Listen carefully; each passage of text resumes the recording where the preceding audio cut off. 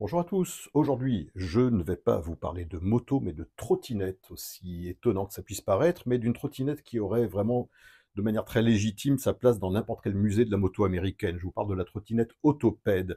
Alors figurez-vous que c'est pas récent, les trottinettes à moteur dans le trafic urbain. Et je pensais à ça parce que quand moi-même je roule en voiture ou en moto, comme beaucoup de gens, il m'arrive de m'énerver, il m'arrive d'insulter, intérieurement ou extérieurement, les gens et donc une de mes insultes préférées, c'est, «connard en trottinette». Voilà, tout simplement et je suis sûr que je suis pas le seul dans ce cas-là et les Parisiens doivent être encore plus nombreux, je pense. Quoique là, depuis quelque temps, les trottinettes en libre service, je crois, sont interdites. Enfin bon, ça peu importe. En tout cas, il y a déjà, plus de 100 ans, les gens en trottinette cassaient les pieds aux autres usagers de la route dans les grandes villes et donc ça a commencé à New York en 1915. Donc en 1915, un fabricant qui s'appelait la Autoped Company de Long Island, donc dans l'État de New York, a produit une, petite trottinette avec des roues de 10 pouces, avec un moteur à 4 temps à soupape latérale de 155 cm3. Donc le moteur se trouvait donc sur la roue avant, directement avec un petit, réservoir encore au-dessus. Il y avait une grande colonne avec un guidon. On poussait donc la colonne en avant pour débrayer, on appuyait sur un petit levier au guidon et on accélérait et ensuite pour freiner, il fallait tirer la colonne de direction avec le guidon en arrière. Alors tout ça, ça avait été inventé par un Britannique, Arthur Gibson, que je vous montre là en photo, donc Arthur Gibson, qui était un inventeur britannique, mais qui résidait à ce moment-là aux États-Unis. Et comme il était britannique, il avait également exporté donc son invention, sa trottinette autopède vers l'Angleterre. Donc il a déposé aux États-Unis à l'Office du brevet, il a déposé son brevet en juillet 1913. Ça a duré 2 ans jusqu'à ce que le brevet soit vraiment enregistré. Donc le autopède était officiellement breveté à partir de juillet 1916 et il atteignait une vitesse de 32 km à l'heure maximale.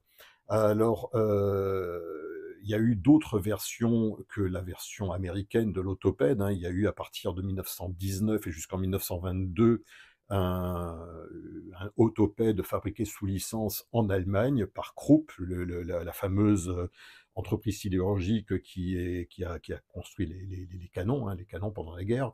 Donc là, le moteur était un petit peu gonflé, hein, il était de 191 cm3.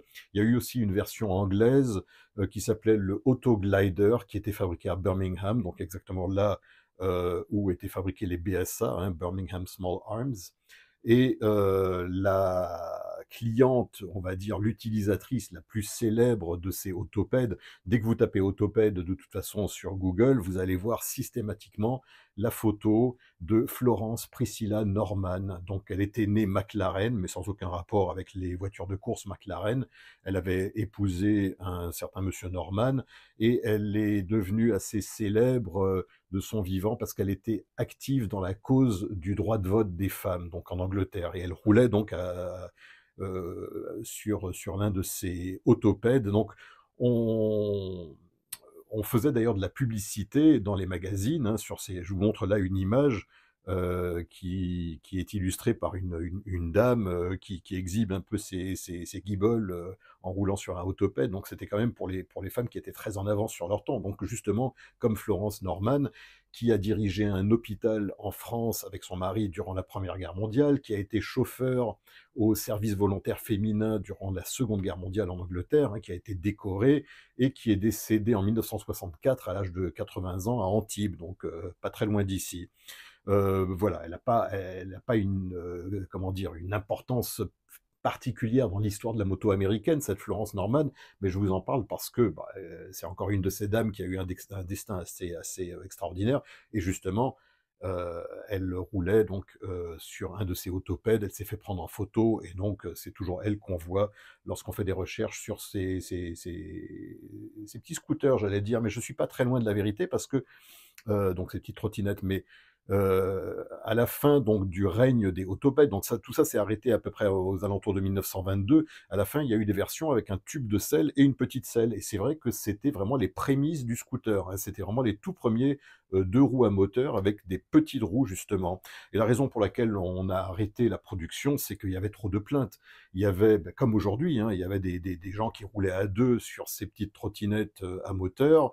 Il y avait parfois des trottinettes qui étaient confiées à des gamins de 10 ans qui faisaient n'importe quoi, qui causaient des accidents et il y a eu aussi des excès de vitesse, hein, même si ça plafonnait à 32 km/h. J'imagine que des bricoleurs étaient capables quand même de tirer un peu plus de puissance d'un petit moteur comme ça de 155 cm3 ou même 191 cm3, hein. Vous imaginez, c'est pas des toutes petites cylindrées quand même, on n'est pas dans du 50, hein.